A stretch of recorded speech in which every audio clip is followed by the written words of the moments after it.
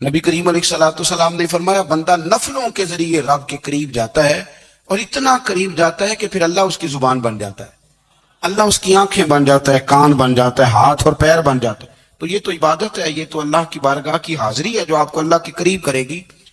تو اپنے نماز کو اہمیت دے کے ادا کریں، نمازیں موبائل بند کر کے ادا کریں۔ لیکن نا کچھ لوگ کہتے ہیں مجھے ٹائم نہیں ملتا نماز کا، تو میں کہتا ہوں یہ آپ نے بڑی جرت کی بات کی ہے۔ مجھے کو میرا پیر بھائی کہہ دینا میرے پاس ٹائم نہیں آپ کو ملنے کا، تو میں کہتا ہوں آج کے بعد آنا ہی نہ۔ میں تو کیا سمجھتا ہے، تو بہت بڑا آدمی ہے، تیرے پاس ٹائم نہیں ہے اور ہمیں ملنے کا ٹائم بہت کر۔ تو آپ نے اللہ رسول کو ہی کہہ دیا ٹائم نہیں۔ اور عجیب فلسفہ ہے نا، کہا جائے نماز پڑھنے آؤ تو کہتے ہیں کپڑے ٹھیک نہیں، اور کہا جائے کہ آؤ ذرا دعوت پہ چلے تو کہتے ہیں ایک منٹ ٹھہر میں کپڑے بدل کے آیا۔ نماز کے لیے کہا تو کہتا ٹھیک نہیں، دعوت کے لیے کہا تو کہتا میں ذرا تیاری کر لوں، یوں جانا مناسب نہیں۔ یہ معاملہ ٹھیک نہیں۔ رب تو فرماتا ہے کہ جب تو مسجد میں آ تو زینت اختیار کر کے آ، خوب ذوق سے دعا مانگے، خوب شوق سے نماز پڑھیں، خوب استغفار کا مزاج بنائیں۔ آپ لوگوں کے بیچ رہ کے سکھ حاصل کرنا چاہتے ہیں، لیکن آپ کو پتہ ہے کئی مہینے غار ہرا میں رہنا بھی مدینے والے محبوب کا طریقہ ہے۔ ہر سال اعتکاف بیٹھنا الگ سے، یہ بھی حضور کا طریقہ ہے۔ مسجد نبوی کے اندر دروازہ کھلتا تھا نبی کریم کا، پر گھر کے اندر نفل پڑے نبی پاک۔ اور حضور فرماتے ہیں کچھ نفل نماز گھر میں بھی پڑھا کرو، گھر کو قبرستان نہ بناؤ۔ ہمارا گھر اللہ کے ذکر سے آباد ہوگا۔ اگر ہم نماز پڑھیں گے نا، میں جب سنت پڑھنے کے لیے گھر میں کھڑا ہوتا ہوں تو میرا جو 2.5-3 سال کا بیٹا ہے نا، وہ بھی میرے ساتھ نماز پڑھنی شروع کر دو، اسے پتہ کوئی نہیں نماز کیا ہوتی ہے، لیکن وہ بھی نا سجدہ نہ بھی کرنا ہے تو ساتھ لیٹ ضرور جاتا ہے۔ پتہ چلا بچے لیکچر دینے سے نماز نہیں پڑھتے، نماز شروع کر دیں تو بچے بھی شروع کر دیتے ہیں۔ ہم جب پریشان ہوتے ہیں تو لیکچر دیتے ہیں، تو لیکچر تو باہر شاید چل جائے، گھر میں کیسے چلے گا؟ گھر میں تو عمل چلے گا۔ فرمایا کہ اللہ تعالیٰ کسی انسان کو کوئی نعمت عطا کرتا ہے تو وہ اس پر شکر گزار نہیں ہوتا، لیکن اگر نعمت چھن جانے پر تو پھر نا امید اور ناشکرا ہو جاتا ہے۔ ملی تھی تو پھر اس نے شکر ادا، چلی گئی تو بڑے شکوے کر رہا ہے۔ اسی طرح اگر مصیبت کے بعد کوئی نعمت ملے تو انسان اتراتا ہے، شیخی بگاڑتا ہے۔ البتہ جو ہر حال میں صابر شاکر رہے اور عمل صالح کرے تو ان کے لیے بخشش ہے اور بڑا اجر ہے۔ اللہ تعالیٰ نے اپنے نبی پاک صلی اللہ علیہ وسلم کو تسلی کے لیے فرمایا کہ کفار طرح طرح کی فرمائشیں کرتے ہیں، کہتے ہیں کہ آپ پر کوئی خزانہ کیوں نازل نہیں کیا گیا؟ آپ اور آپ کے صحابہ غربت میں وقت گزارتے ہیں تو معاذ اللہ یہ بتا نہ دیتے تھے کہ کوئی خزانہ کیوں نہیں نازل کیا گیا، اور آپ کی تائید کے لیے فرشتہ کیوں نہ اترا؟ آپ اس پر تنگ دل نہ ہوں، آپ کا کام تو صرف لوگوں کو عذاب الہی سے ڈرانا ہے۔ اس صورت میں بھی قرآن کریم کے کلام الہی ہونے کا انکار کرنے والے کو چیلنج دیا گیا ہے کہ اپنے تمام حمیتیوں کو ملا لو اور قرآن پاک جیسی 10 صورتیں بنا کے دکھاؤ، لیکن بنا سکتے؟ آیت نمبر 15 میں ارشاد فرمایا کہ دنیا اور اس کی زینت کے طلبگاروں کو ان کے اعمال کا اجر اسی دنیا میں مل جائے گا، لیکن آخرت میں پھر ان کا کوئی حصہ نہیں ہوگا۔ اجر آخرت کے اعتبار سے ان کے اعمال باطل ہو جائیں گے۔ آیت نمبر 17 میں قرآن کی حقانیت کا انکار کرنے والوں کے لیے نار جہنم کی وعید کا ذکر ہے، اور قرآن کے اللہ کی جانب سے حق ہونے اور بغیر کسی شک کے اس پر ایمان لانے کا ذکر ہے۔ اس کے بعد اللہ تعالیٰ پر جھوٹ باندھنے والوں اور اللہ کے رستے سے روکنے والوں کا ذکر کیا گیا کہ قیامت کے دن ان پر گواہ پیش ہوں گے کہ یہ اپنے رب پر جھوٹ باندھتے تھے، اور ان پر اللہ کی لعنت، ان کے لیے دوہرے عذاب اور آخرت میں ان کی یقینی ناکامی کا ذکر ہے۔ یہاں ایک بات آپ سے عرض کروں، ہم بھی کئی دفعہ نا بولے پان میں کہہ دیتے اللہ نے یہ بھی تو فرمایا نا جی قرآن میں، تو جب تک آپ پڑھ نہیں لیتے یا سن نہیں لیتے تب تک یہ جملہ بولنے کی ضرورت ہے۔ اسی طرح نبی پاک علیہ السلام نے فرمایا جس نے مجھ پر جھوٹ باندھا، جھوٹی حدیث بیان کی، وہ میں نے کہا ہی نہیں تھا، اور اس نے جھوٹی حدیث بیان کی، تو حضور فرماتے اس نے حدیث نہیں سنائی بلکہ اپنا جہنم کے اندر مکان بنا لیا ہے۔ تو قرآن و سنت کے معاملے میں جس چیز کا علم نہ ہو، جس کی پوری خبر نہ ہو، آپ اس کے حوالے سے کوئی بات کر سکتے ہیں؟ احتیاط کریں، بہت احتیاط کریں۔ آیت نمبر 23 میں بتایا کہ جو ایمان لائے اور جنہوں نے نیک کام کیے اور اپنے رب کے حضور عاجزی کی تو یہ لوگ ہمیشہ جنت میں رہیں گے۔ مزید فرمایا کہ مومن اور کافر کی مثال ایسی ہے جیسے اندھا اور بینا۔ مومن گویا دیکھنے والا ہے اور کافر گویا اندھا ہے، اور بہرا اور سننے کی صلاحیت رکھنے والا۔ آیت نمبر 25 سے 23 تک میں پھر حضرت نوح علیہ السلام اور ان کی قوم کے حالات بیان ہوئے کہ نوح علیہ السلام نے جب اپنی قوم کو توحید کی دعوت دی اور انکار پر عذاب الہی سے ڈرایا تو قوم کے سرداروں نے ان سے کہا، بھلا کیا کہا؟ کہنے لگے آپ تو ہم جیسے بشر ہیں، تو ہماری طرح ہی ہیں آپ، اور آپ کے پیروکار پسماندہ یعنی غریب لوگ ہیں اور کم عقل لوگ ہیں۔ ہماری رائے میں آپ کو معاذ اللہ ہم پر کوئی فضیلت حاصل نہیں، بلکہ معاذ اللہ ثم معاذ اللہ۔ کہنے لگے آپ تو جھوٹے ہیں، اللہ کے نبی کو کہہ رہے ہیں معاذ اللہ، استغفر اللہ۔ نوح علیہ السلام نے جواب دیا کہ میں اپنے رب کی جانب سے واضح دلیل رکھتا ہوں اور اس نے مجھے رحمت سے نوازا ہے، لیکن تم میرے مقام کو سمجھنے کی صلاحیت نہیں رکھتے، تم اتنی صلاحیت رکھتے نہیں ہو۔ اور پھر ارشاد فرمایا کہ میں تم سے دعوت حق کے سلے میں کسی اجر کا طلبگار نہیں ہوں اور نہ ہی میں اہل ایمان کو اپنے پاس سے دھتکارنے والا ہوں، اور میں نے یہ دعویٰ بھی نہیں کیا کہ میرے پاس اللہ کے خزانے ہیں، اور نہ میں از خود غیب جاننے والا ہوں، اور نہ ہی میں یہ کہتا ہوں کہ میں فرشتہ ہوں، نہ میں یہ کہتا ہوں کہ جن لوگوں کو تم اپنی نظروں میں حقیر جانتے ہو اللہ انہیں خیر سے نہیں نوازے گا۔ فرمایا یہ ٹھیک ہے کہ اللہ بشروں میں سے رسول بناتا ہے، پر جسے بناتا ہے پھر اسے بڑی شانیں عطا فرماتا ہے۔ پہلے دن سے انسان کا یہ مسئلہ ہے، پہلے دن سے انسان کا یہ مسئلہ ہے کہ وہ کہتا ہے میں انسان سے ہدایت حاصل کروں، لیکن رب نے بھی قانون بنایا ہے کہ اللہ تبارک و تعالیٰ بندے پر ہی وحی فرماتا ہے، فرشتوں اور جنوں کو اللہ نے اس منصب کے لیے منتخب نہیں فرمایا۔ قوم نوح نے کہا کہ آپ نے ہم سے بہت بحث کی معاذ اللہ، بس جس عذاب سے آپ ہمیں ڈرا رہے ہیں وہ لے آئیے۔ تو نوح علیہ السلام نے کہا کہ اللہ چاہے گا تو تم پر عذاب بھی آ جائے گا۔ آیت نمبر 37 سے 47 میں بتایا کہ اللہ تعالیٰ کی طرف سے نوح علیہ السلام کو حکم ہوا کہ ہماری نگرانی میں اور ہماری وحی کے مطابق آپ کشتی بنائیے اور ظالموں کے بارے میں ہم سے کوئی بات نہ کریں۔ حضرت نوح کی خواہش تھی کہ یا اللہ انہیں بھی معاف کر دے، فرمایا یہ ظالم ہے تو میرے نبی ان کے بارے میں مجھ سے کوئی بات نہ کریں، وہ ضرور غرق ہو جائیں گے۔ پھر وہ کشتی بنانے لگے اور جب ان کی قوم کے سردار ان کے پاس سے گزرتے تو ان کا مذاق اڑاتے، یہ آپ کیا کر رہے ہیں؟ آج بھی وزیر مشیر بڑے بڑے لوگ اللہ ماشاءاللہ دینداروں کا مذاق اڑاتے نہیں؟ اڑاتے ہیں کہ نہیں اڑاتے مذاق؟ یہ کن کا طریقہ ہے؟ یہ تو قرآن مجید کہہ رہا ہے کہ حضرت نوح کی قوم جو کافر تھی ان کا طریقہ ہے اہل ایمان کا مذاق اڑانا۔ تو وہ مذاق اڑانے لگے۔ نوح علیہ السلام نے کہا کہ وہ وقت آنے والا ہے کہ جب تمہارا مذاق اڑایا جائے گا اور تمہیں پتہ چل جائے گا کہ رسوا کن عذاب کس پر آئے گا۔ اللہ تعالیٰ نے فرمایا جب ہمارا حکم عذاب آ پہنچا اور تندور ابلنے لگا، تندور سے آگ نکلا کرتی ہے، پانی نہیں نکلا کرتا، اور نوح علیہ السلام کی قوم پر جب عذاب آیا تو پانی تندور سے نکلا، تندور سے اللہ نے پانی نکالا، جہاں سے پانی نکلا نہیں کرتا، تندور ابلنے لگا۔ اللہ اکبر۔ تو اللہ تبارک و تعالیٰ نے فرمایا تو ہم نے نوح علیہ السلام سے کہا کہ آپ خود اور اپنے گھر والوں کے ساتھ اس کشتی میں سوار ہو جائیں اور اہل ایمان کو بھی سوار کر لیں اور ہر چیز کے جوڑے یعنی نار اور مادہ کو سوار کر لیں، اور ان کے ساتھ ایمان والے بہت کم تھے۔ حضرت نوح علیہ السلام دعائیں پڑھتے ہوئے سوار ہو گئے۔ پھر کیا ہوا؟ کشتی انہیں پہاڑوں جیسی موجوں میں لے جا رہی تھی کہ نوح علیہ السلام الگ کھڑے ہوئے اپنے بیٹے سے فرمانے لگے یا بیٹے ہمارے ساتھ کشتی میں سوار ہو جاؤ اور کافروں کے ساتھ نہ رہو۔ اس نے یعنی نوح علیہ السلام کے بیٹے نے کہا کہ میں آپ کے ساتھ نہیں بیٹھوں گا، ابھی کوئی پہاڑ آئے گا تو میں پہاڑ کی پناہ لے لوں گا۔ اگر کسی نیک آدمی کا بیٹا کبھی غلط نکل آئے تو اس کا مطلب یہ نہیں کہ اس نے تربیت ٹھیک نہیں کی، ہاں یہ اعتراض چھوڑ دیں، اس لیے کہ نوح علیہ السلام کا بیٹا کافر ہو گیا۔ اور جب سیلاب نظر آیا تو اس سے کہا کہ آجا سوار ہو جا، تو کہنے لگا میں نہیں بیٹھوں گا، میں تو کسی پہاڑ کی پناہ لے لوں گا اور میں اس کے اندر چھپ جاؤں گا اور وہ پہاڑ مجھے پانی سے بچا لے گا۔ نوح علیہ السلام نے کہا آج اللہ کے حکم کے سوا کوئی بچانے والا نہیں ہے سوائے اس کے جس پر اللہ رحم فرمائے۔ پھر ان دونوں کے درمیان موج حائل ہو گئی، ایسے ایک موج اٹھی اور حضرت نوح کا بیٹا ڈوب گیا۔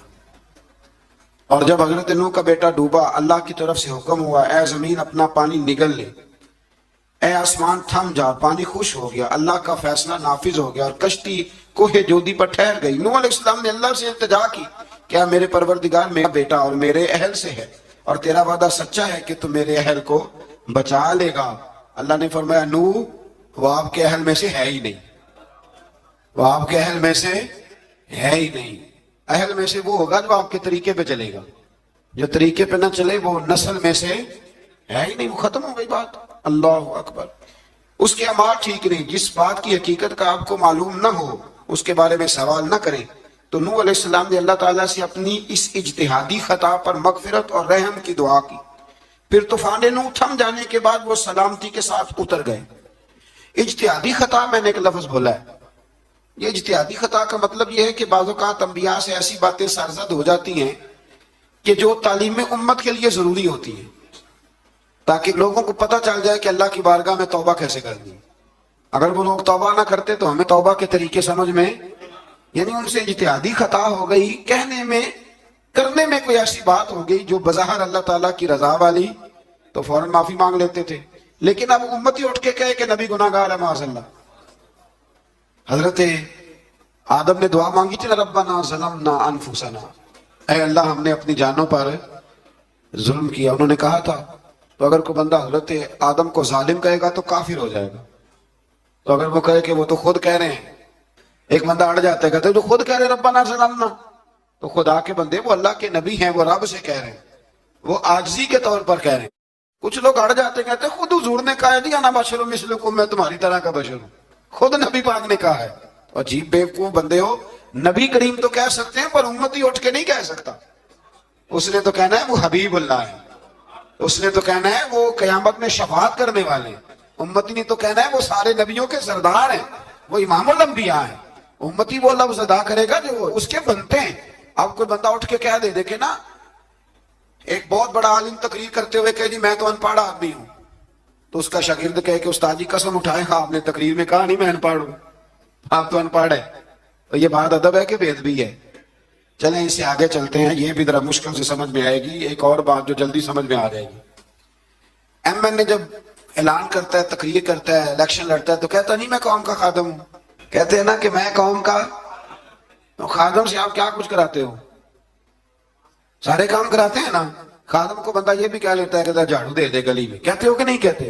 تو اس نے بھی تو سپیکر میں کہا میں خادم ہوں، کہو اس سے کہ جھاڑو دے گلی میں آ کے، پھر پتہ کیا حال ہوگا؟ جھاڑو تو نہیں آئے گا اور ہو سکتا ہے کچھ ہے حال ہے۔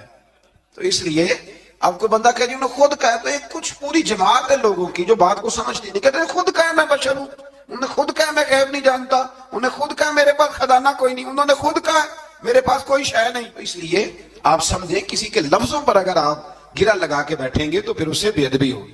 تو نوح علیہ السلام نے اللہ سے اپنی اجتہادی خطا کی معافی مانگی۔ اب حضرت نوح کو کوئی خطا کار کہے گا تو بہت بڑا مجرم بن جائے گا، اس لیے کہ وہ اللہ کے نبی ہیں۔ آیت نمبر 50 میں قوم عاد کا ذکر ہے، اور ان کی طرف دعوت توحید دینے کے لیے اللہ تعالیٰ نے حضرت ہود علیہ السلام کو بھیجا۔ ہود علیہ السلام نے قوم سے کہا کہ میں تم سے کسی چیز کا اجر طلب نہیں کروں گا، میرا اجر میرے اللہ کی بارگاہ میں ہے، پس تم اپنے رب سے بخشش مانگو، پھر اس کی بارگاہ میں توبہ کرو، اللہ تعالیٰ تم پر موسلا دار بارش برسائے گا اور تمہاری قوت میں اضافہ فرمائے گا۔ قوم عاد نے دعوت حق کو رد کیا اور ایمان نہ لائے، بلکہ ہود علیہ السلام پر طنز کیا۔ وہ کہنے لگے کہ ہمارے تو معبودوں نے، ہمارے بتوں نے معاذ اللہ آپ کو پاگل بنا دیا ہے، آپ کو مجنون بنا دیا ہے۔ الٹا حضرت ہود کو کہنے لگے اس لیے آپ ایسی باتیں کرتے۔ ہود علیہ السلام نے کہا میں اللہ کو گواہ بناتا ہوں اور تم بھی گواہ رہنا کہ میں تمہارے شرک سے بری ہوں، اور میں اللہ پر توکل کرتا ہوں، اور میں نے رسالت کا حق ادا کر دیا ہے۔ آیت نمبر 58 میں اللہ تعالیٰ نے فرمایا جب ہمارے عذاب کا وقت آ گیا تو ہم نے اپنی رحمت سے ہود اور ان کے ساتھ مومنوں کو نجات عطا کی۔ قوم عاد نے اللہ کی نشانیاں اور رسولوں کو جھٹلایا اور دنیا اور آخرت میں لعنت کے حقدار ہوئے۔ آیت نمبر 61 میں پھر سے حضرت صالح علیہ السلام اور ان کی قوم سمود کے حالات کو بیان کیا گیا۔ حضرت صالح نے کہا ہے میری قوم اللہ وحدہ لا شریک کی عبادت کرو، اس سے بخشش طلب کرو، اس کی بارگاہ میں توبہ کرو، اس نے تمہیں زمین سے پیدا کیا ہے، اس پر آباد کیا ہے۔ جواب دیا ہے صالح ہمارے آباء و اجداد کے معبودوں کی عبادت کو روکنے سے پہلے ہمیں آپ سے بڑی امیدیں تھیں، اور اب آپ ہمیں روکنے لگ گئے ہیں باپ دادا کے دین سے، لیکن اب ہمیں آپ کی دعوت کے بارے میں شکوک ہیں۔ صالح علیہ السلام نے اپنی قوم سے کہا کہ یہ اللہ کی اونٹنی ہے اور یہ تمہارے لیے نشانی ہے، اسے چلنے کے لیے آزاد چھوڑ دو اور اسے تکلیف نہ دینا۔ اللہ اکبر، ورنہ تمہیں عذاب پہنچے گا۔ انہوں نے اونٹنی کی کونچیں کاٹ ڈالی۔ صالح علیہ السلام نے کہا تم صرف 3 دن اپنے گھروں میں مزے اٹھا لو، 3 دن، پھر اللہ کا یقینی عذاب آئے گا۔ پھر ایک چنگاڑ نے ان کو آ دبوچا، وہ اپنے گھروں میں گھٹنوں کے بل اوندے پڑے رہ گئے۔ صرف صالح علیہ السلام ان کے ساتھ اہل ایمان اس عذاب سے بچے۔ یہ 3 قوموں کا ذکر ہو گیا، نوح علیہ السلام کی قوم کا بھی، ہود علیہ السلام کی قوم کا بھی، اور حضرت صالح علیہ۔ آگے اللہ تبارک و تعالیٰ نے آیت نمبر 69 میں اس بات کا بیان فرمایا کہ حضرت ابراہیم علیہ السلام کے پاس فرشتے بشری شکل میں آئے، انسانی شکل۔ انہوں نے اجنبی مہمانوں کے لیے بچڑے کا بھنا ہوا گوشت تیار کرایا۔ آپ یقین کریں کچھ باتیں لوگ ایسی بیان کرتے ہیں کہ جن کو نہ سن کے بندے کا دل کرتا ہے کہ اس بندے کو بتائیں کہ یار یہاں تو دین سارا پڑھ۔ ایک صاحب مجھے کہنے لگے جی میں ایک پیر صاحب کے پاس گیا تھا تو بڑی مرغن غذائیں تھی، انہوں نے میری بڑی خدمت کی پر مجھے نہیں اچھا لگا، پیروں کو چاہیے سادی روٹی رکھیں۔ میں کہتا ہوں پیراں واسطے لسٹ بنا کھا، انہوں نے کس طرح ہونا چاہیے۔ یہ بہت بڑی مصیبت ہے۔ اگر آپ سادہ کھانا کھلا دیں تب بھی اعتراض ہے، اچھا کھلا دیں کہنے رولا ہے کوئی پیر چوکھے مالدار، دونوں طرف سے مسئلہ۔ تو کہنے لگا جی نہیں پیروں کا کیا کام ہے، وہ کڑائیاں اور وہ سارے۔ تو پھر میں نے انہیں کہا کہ آپ اس طرح کریں، گھر جا کے نا تو 12ویں سپارے کی تلاوت کریں۔ حضرت ابراہیم نے اپنے مہمانوں کے لیے بھونا ہوا کھانا تیار فرمایا تھا۔ تو آپ کیا کہیں گے کہ حضرت ابراہیم درویش نہیں تھے؟ عجیب بات ہے بھائی، آپ ہر بات میں اڑ جاتے ہیں۔ دین ہم نے وہ لینا ہے جو اللہ کا قرآن ہمیں دیتا ہے اور رسول اللہ کی حدیث ہمیں دیتی ہے۔ جب انہوں نے دیکھا کہ مہمان کھانے کی طرف ہاتھ نہیں بڑھا رہے تو ان کو ڈر محسوس ہوا۔ حضرت ابراہیم کو فرشتوں نے کہا کہ ہمیں قوم لوط علیہ السلام کے عذاب کے لیے بھیجا گیا ہے۔ حضرت ابراہیم کی بیوی کھڑی تھی، اس پر وہ مسکرائیں تو فرشتوں نے اللہ کی طرف سے انہیں حضرت اسحاق علیہ السلام اور اس کے بعد حضرت یعقوب علیہ السلام کی بشارت عطا۔ اسحاق علیہ السلام حضرت ابراہیم کے بیٹے ہیں اور یعقوب علیہ السلام پوتے ہیں، اور یعقوب علیہ السلام کے بیٹے یوسف علیہ السلام۔ ہاں اللہ اگر چاہے تو 7 نسلوں میں نبوت رکھ دیتا ہے اگر اس کی منشا ہو۔ تو حضرت یعقوب کی بشارت دی۔ انہوں نے حیرت سے کہا کہ ہم دونوں میاں بیوی تو بوڑھے ہیں، اس عمر میں اولاد کیسے ہوگی؟ تو فرشتوں نے جواب دیا اے ابراہیم کے گھر والو، تم پر اللہ کی رحمتیں اور برکتیں ہوں، اللہ کی قدرت پر تمہیں کیوں تعجب ہے؟ اللہ فرماتا ہے کہ بیٹے کی بشارت سن کر ابراہیم کا خوف دور ہو گیا اور پھر وہ قوم لوط کے بارے میں گفتگو کرنے لگے۔ ابراہیم بہت بردبار، اللہ سے آہوزاری کرنے والے اور اس کی طرف رجوع کرنے والے تھے۔ اللہ تعالیٰ نے حضرت ابراہیم علیہ السلام کو فرمایا اے ابراہیم اس گزارش سے آپ گریزاں رہیں، اس کا یقینی فیصلہ ہو چکا ہے اور ان پر نہ ٹلنے والا عذاب نازل ہو کے رہے گا۔ وہ کیا گناہ کرتے تھے؟ لوط علیہ السلام کی قوم میں میں نے بتایا تھا مرد مردوں سے بدفعلی کرتے۔ تو حضرت ابراہیم نے بھی عرض کی، بار بار گزارش کی، بحث کی کہ اللہ مہربانی فرما ان کا عذاب۔ آپ دیکھیں نبیوں کے حوصلے کتنے بڑے ہیں، قومیں تنگ کرتی ہیں اور طرح طرح کی باتیں کرتی ہیں اور پیغمبر پھر بھی کہتے ہیں یا اللہ مہربانی فرما، اے اللہ ان سے عذاب۔ آیت نمبر 77 میں حضرت لوط علیہ السلام کی قوم کی بدعمالیوں اور لوط علیہ السلام کے اپنی قوم کو بدعمالیوں کے باعث فرشتوں کی آمد، قوم کے بدعمال لوگوں کے دوڑ کر آنے اور حضرت لوط کو ان کے سمجھانے اور ان کے انکار پر مضطرب ہونے کا ذکر ہے، جس پر فرشتوں نے حضرت لوط کو تسلی دی کہ آپ فکر نہ کریں، ہم آپ کے رب کے فرشتے ہیں، یہ آپ اور ہم تک نہیں پہنچ سکیں گے۔ آپ رات کے آخری حصے میں قوم کی طرف توجہ کیے بغیر ہجرت فرما لیں، اس لیے کہ صبح کے وقت ان پر عذاب آئے گا۔